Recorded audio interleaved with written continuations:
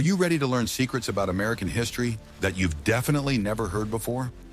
How did Native Americans stay dry for days on end in the endless rain? Pouring rain that lasts for days.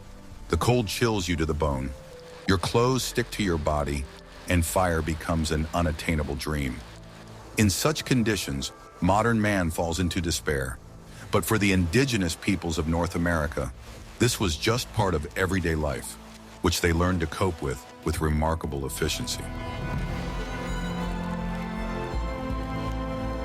They lived in a land where the weather was a harsh test, from the icy winds of the Great Plains to the damp mists of the eastern woods. They did not have modern membrane fabrics or waterproof tents. Their secrets to survival lay in a deep understanding of materials, ingenious engineering solutions, and a philosophy of adaptation rather than confrontation with the elements. Watch this video to the end to learn how a single process transformed ordinary hides into high-tech clothing that was impervious to moisture, and what ingenious secret was hidden inside the teepee that kept it completely dry during the heaviest downpours. What if I told you that everything you believed about ancient leather is not true? When we think of Native American clothing, we think of leather, but it was not the hard tan leather we know today. The real secret to their all-weather clothing was a material known as suede or deerskin, produced by a process called fat tanning. This method did not use harsh vegetable tannins or modern chemicals. Instead, hides, most often deer, elk, or bison, were treated with an emulsion of fat in the animal's own brain. This process loosened the fibers, making the material incredibly soft, elastic, and breathable. However, this brain tanning had one drawback. If it got wet, it would become as stiff as cardboard after drying. To solve this problem, indigenous peoples applied a second decisive step: smoking. The skins were stretched over a frame and placed over a thick, smoldering fire of certain types of wood for several hours or even days. The smoke permeated every fiber, covering it with resin particles. This chemical process essentially changed the structure of the material forever. The formaldehydes contained in the smoke stabilized the protein bonds, preventing them from sticking together as they dried. The result was a material that today would be called high-tech. It acquired a beautiful golden brown hue and a characteristic smoky smell, but most importantly, such smoked leather remained completely soft and elastic, no matter how many times it got wet and dried out. Most of the clothing was made from this material: shirts, leggings, dresses, and moccasins. It was not so much waterproof as quick drying and moisture resistant. It allowed the body to breathe, preventing the accumulation of sweat, which is more dangerous than rain itself in cold weather. This clothing did not attempt to create an impermeable barrier like a modern plastic raincoat. Instead, it worked in harmony with the body and the environment. It could get wet in a heavy downpour, but it dried incredibly quickly from body heat or by a fire without losing its properties. This fundamental difference in approach, not fighting water, but adapting to it, was the first and perhaps the main secret to survival in wet weather. It was a philosophy embodied in the material. Indigenous peoples understood that absolute dryness was unattainable, but quick drying was vital. We would love to hear your opinion. What do you think about this ancient skin treatment technology and how it compares to modern materials? Write about it in the comments, and be sure to subscribe to our channel so you don't miss out on research into other ingenious solutions from the past.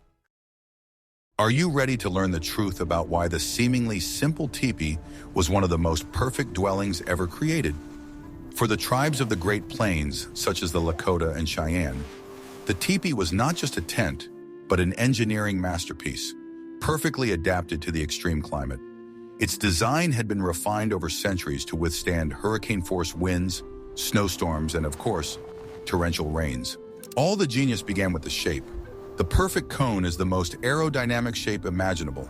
Strong winds simply float around the teepee, finding no surface to exert strong pressure on.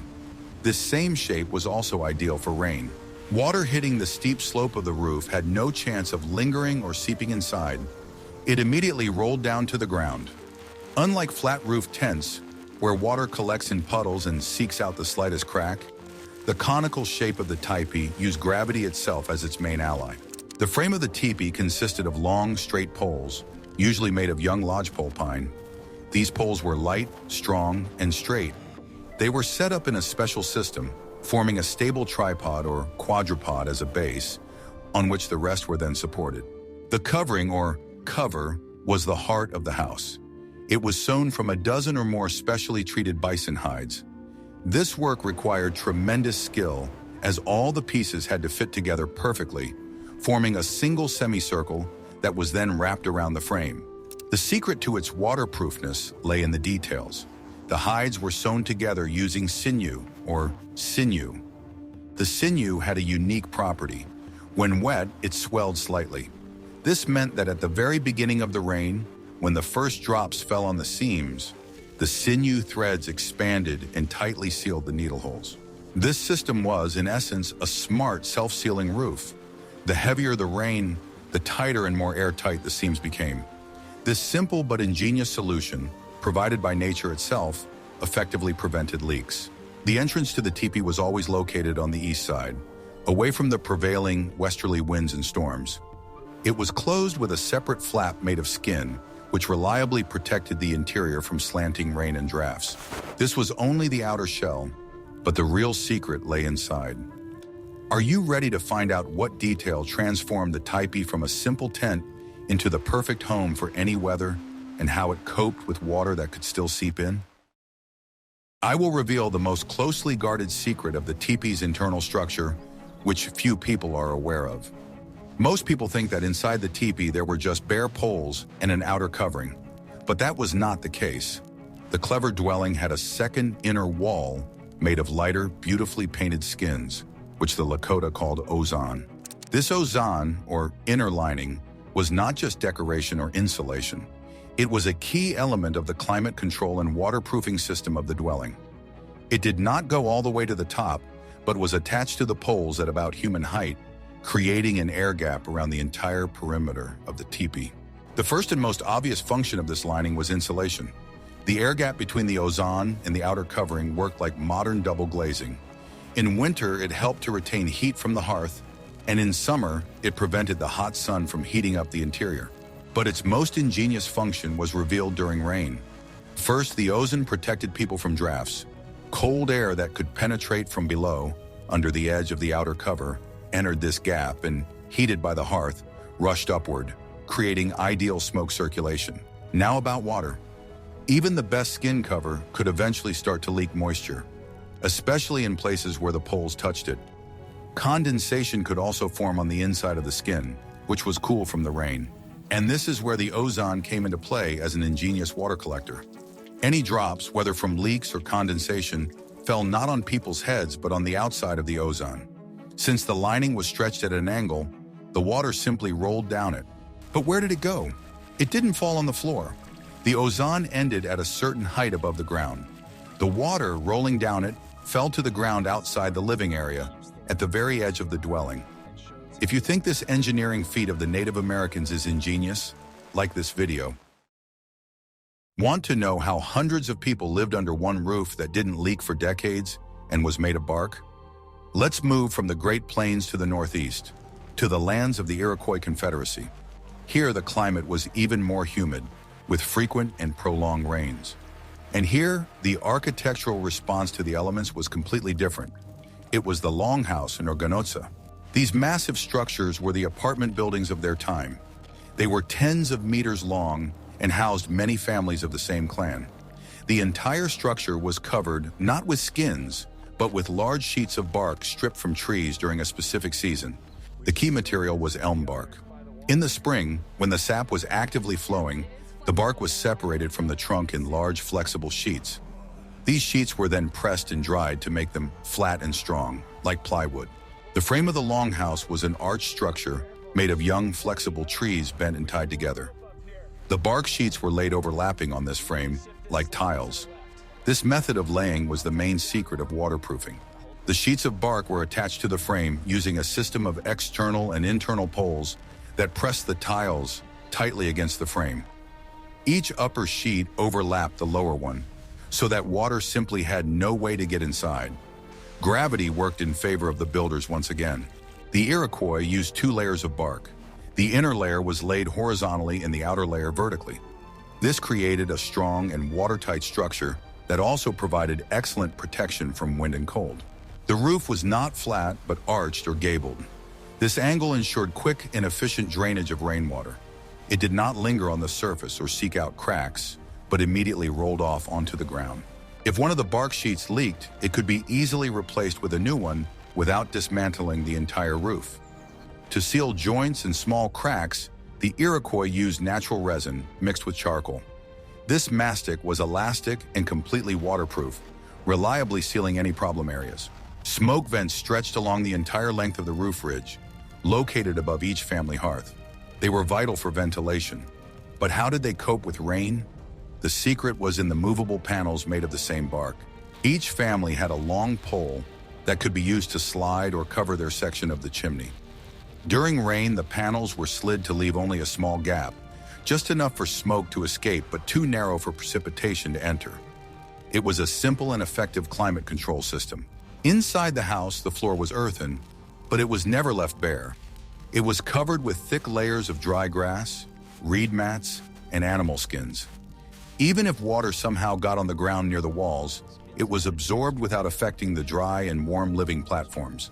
These platforms, where people slept and worked, were raised above the ground. This simple solution protected not only from dampness, but also from the cold coming from the ground. All living space was located on the second floor, while the earthen floors served for household needs and to collect any accidental moisture. The dwellings were a reliable fortress, but how did people protect themselves when they had to leave the house and go out in the pouring rain? How difficult do you think it was to create such clothing? In the next chapter, we will learn about portable shelters that allowed people to stay dry on the go. When indigenous peoples had to travel in the rain, another category of ingenious inventions came to the rescue: clothing specifically designed to repel water. These items were made not from animal skins, but from plant fibers, and their construction was based on the principle of shingles, just like the roofs of houses. On the northwest coast, one of the rainiest regions in the world, indigenous peoples such as the Tlingit and Haida created true masterpieces of weaving. They made raincoats and hats from the inner layer of red cedar bark. The bark was carefully processed, softened and woven into a dense but flexible fabric. The secret to its waterproofness lay in the weaving technique. The fibers were arranged so tightly and at such an angle that water droplets simply rolled off them without having time to soak in. The shoulders of the raincoat were often made multi-layered for extra protection. The shape of these cloaks was also well thought out. They were short so as not to interfere with walking in the forest and had a wide neckline. Combined with a characteristic conical hat made of the same material, such a costume provided complete protection, keeping water away from the body. In other regions where cedar was not available, other plants were used. The peoples of California wove cloaks from grass or reeds using the same tile weaving technique. Bundles of grass were layered on top of each other to create a water-repellent surface. These cloaks were not waterproof in the modern sense. They did not create a sealed barrier.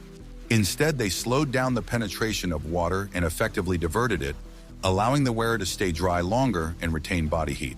All of these solutions demonstrate the same principle: adaptation to local materials. Whether it was cedar, grass, or reeds, indigenous peoples found the plant in their environment that had the necessary water-repellent properties and perfected the technology for processing it. Are you ready for the shocking truth about how it was possible to reliably light a fire in the midst of a multi-day storm? For indigenous peoples, fire was not just a convenience, it was synonymous with life.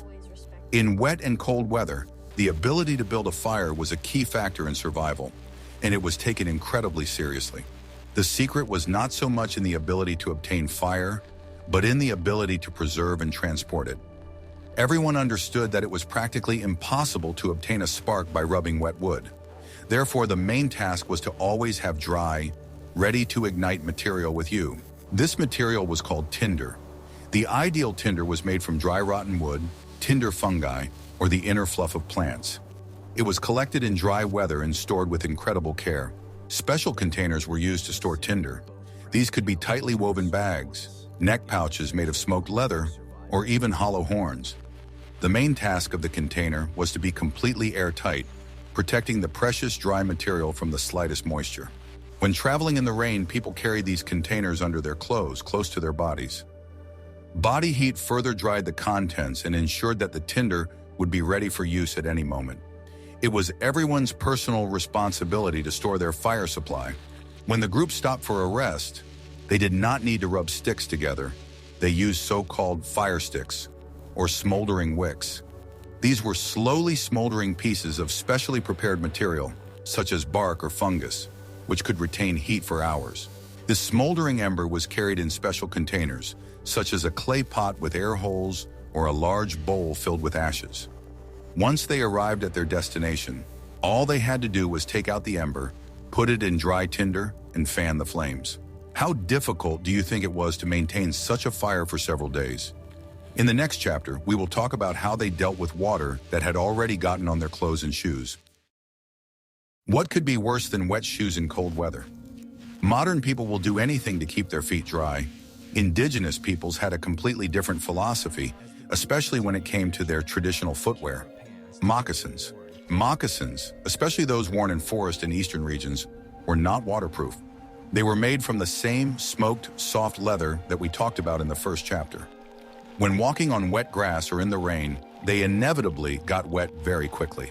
The secret was that this was not a problem. Unlike stiff European leather shoes, which became hard, deformed, and rubbed the feet after getting wet and drying out, moccasins remained soft. This was their key advantage.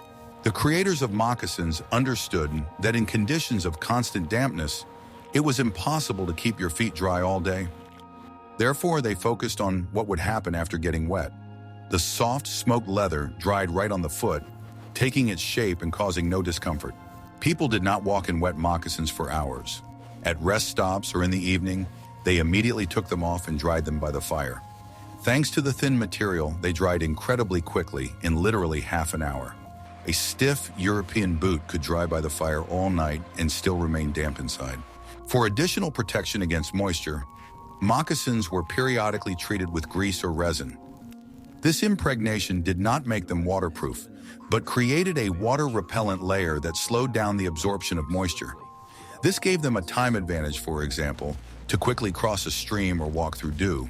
Thus, the approach to footwear was pragmatic. Instead of fighting the inevitable getting wet, they created a system that minimized its negative effects.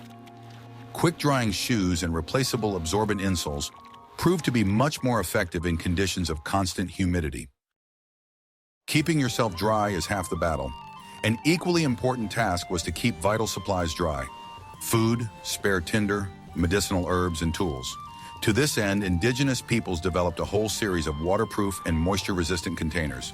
On the Great Plains, one of the most common types of containers was the parfleche. It was an envelope or box made of stiff, untanned rawhide. The hide was soaked, cleaned of wool, stretched and dried in the sun until it was as hard as wood. Then a blank was cut from this material and folded into the shape of an envelope. The seams and flaps were tightly fastened with leather straps. When dry, rawhide was stiff and very durable. Although parfleche was not completely waterproof like plastic, it was highly water-resistant. Raindrops rolled off its smooth, often painted surface. It could withstand heavy rain, keeping the contents dry long enough to be stored in a teepee. In forested regions, especially in the Northeast and around the Great Lakes, birch bark was the main material used for containers. Birch bark is a natural waterproof material. Its structure does not allow water to pass through, which was well known to the locals. Craftsmen cut whole pieces from the bark and sewed them together to create boxes, buckets, and baskets of various shapes. The seams were carefully coated with boiling resin from coniferous trees. This resin, when hardened, created a completely watertight seal. Where there was neither birch bark nor cedar, weaving was used. Dense baskets woven from plant fibers were often coated inside or outside with resin or clay. This made them waterproof and suitable for protecting supplies from rain. One of the most important survival skills in rainy weather had nothing to do with clothing or shelter. It was the art of reading the landscape and choosing the right place to camp. A mistake in this choice could negate all the advantages of an ideal tipi. The first and unbreakable rule was to never set up camp in a low-lying area. Any depression, ravine, gully, or canyon bottom was off limits. An experienced person knew that this is where all the water would collect, and in the event of a heavy downpour, the camp could simply be flooded. Preference was always given to flat, slightly elevated terrain. A small hill or ledge with good natural drainage was considered the ideal location. The soil had to be porous, sandy or rocky, so that water would be absorbed quickly and not stagnate in puddles. When choosing a location, the direction of prevailing winds and storms was always taken into account. The camp was placed under the protection of natural cover, a ridge of hills, a dense forest, or a rocky outcrop. This reduced the wind load on the dwellings and protected them from slanting rain. In forested areas, they avoided setting up camp directly under old, diseased, or damaged trees. During strong winds or storms, heavy branches could fall from such trees, posing a direct threat to people and dwellings. Access to water was an important factor, but camps were never set up at the very edge of a river. Rivers tend to overflow their banks quickly when it rains. A distance of several dozen meters from the shore, on a terrace that was clearly above the level of possible flooding, was considered safe. Even the most perfect teepee set up in a swampy lowland turned into a damp and cold trap. Conversely, a simple canopy on a dry, sheltered hill could be a much more comfortable shelter. Everything we have discussed, from smoke leather to drainage ditches, adds up to a single, coherent philosophy. The indigenous peoples of North America did not try to defeat the rain. They did not seek to create a sterile, completely dry capsule around themselves, as modern man tries to do. They understood that rain is as much a part of the world as the sun or the wind. It is impossible to fight it. You can only coexist with it. Their entire survival strategy was based on adaptation, not resistance. They accepted the fact that you get wet when it rains. Therefore, their clothing was designed to dry quickly without losing its properties. Their shoes got wet but remained soft and comfortable, and replaceable grass insoles solved the problem of heat and moisture. They knew that water would flow, so their dwellings were designed not to resist it, but to direct it. The cone of the teepee and the bark tiles used gravity to divert the flow. The inner Ozan and drainage ditches managed the moisture that did get inside. This way of thinking allowed them not only to survive, but to live comfortably in conditions that seem extreme to us. Rain was not a disaster, but simply weather. It caused inconvenience, but not a threat, because they always had a ready and proven response. We can see that the secrets of Native American survival in the rain are not isolated tricks, but a comprehensive and deeply thought-out system. It covered everything from chemical treatment of materials, such as smoking leather, to ingenious engineering solutions, such as the double-layer construction of the teepee, and strategic thinking when choosing a place to camp. What other aspects of Native American life or technology would you like to see in future videos? Perhaps you are interested in their hunting methods, cooking techniques, or social structure. Write your suggestions in the comments, and we will try to make an episode about it. Thank you for watching, and don't forget to subscribe to our channel so you don't miss out on new dives into history.